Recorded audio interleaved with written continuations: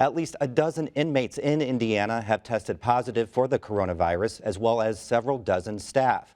Adam Pinsker tells us what the state is doing to keep inmates and correctional staff safe from the virus when social distancing isn't an option in confined spaces. The Indiana Department of Health has sent strike teams into correctional facilities around the state to help isolate and identify inmates who are sick.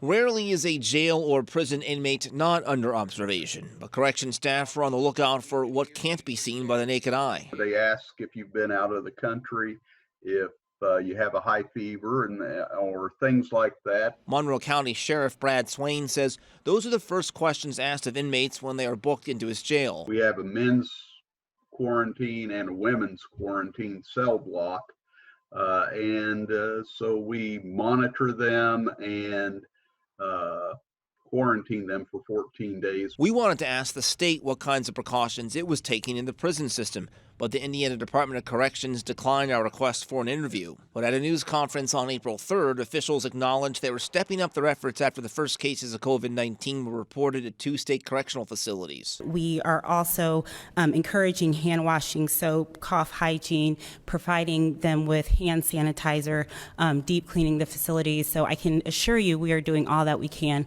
for those we serve. Earlier this week, Indiana Department of Corrections officials emailed us a link to this March 3rd memo titled Pandemic Preparedness and Response Plan. It calls for separating ill offenders, implementing social distancing when a few offenders are ill, and setting up isolation housing units when a substantial number of inmates are ill.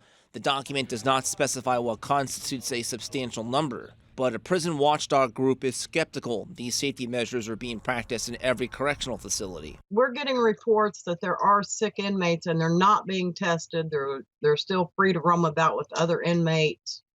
They're not being quarantined at all. They're not getting any help.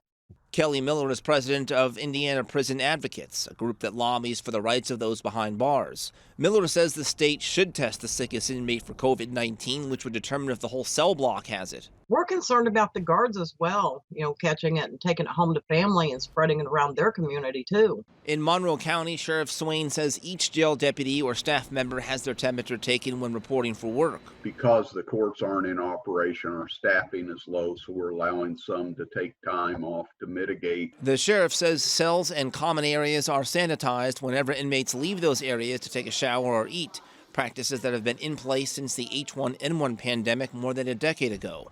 Co-pays for inmates at the Monroe County Jail are being waived to encourage them to get medical attention if they don't feel well, and every inmate is being assigned a bar of soap and/or hand sanitizer, but the sheriff says those precautions only go so far. I have a concern that in the future that if this becomes really bad, that we'll be having to operate a hospital with ventilators here in the jail simply because there will be no place to take them. Attorney General Curtis Hill says he opposes any effort by the ACLU to let prisoners go home during this pandemic. He says that decision has to be made by the governor's office per the Indiana Constitution.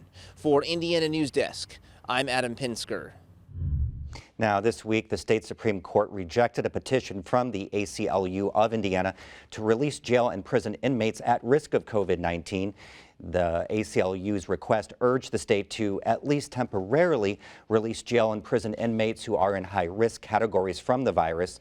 The Supreme Court said the power to revise sentences and make release determination rests at the trial court and county level.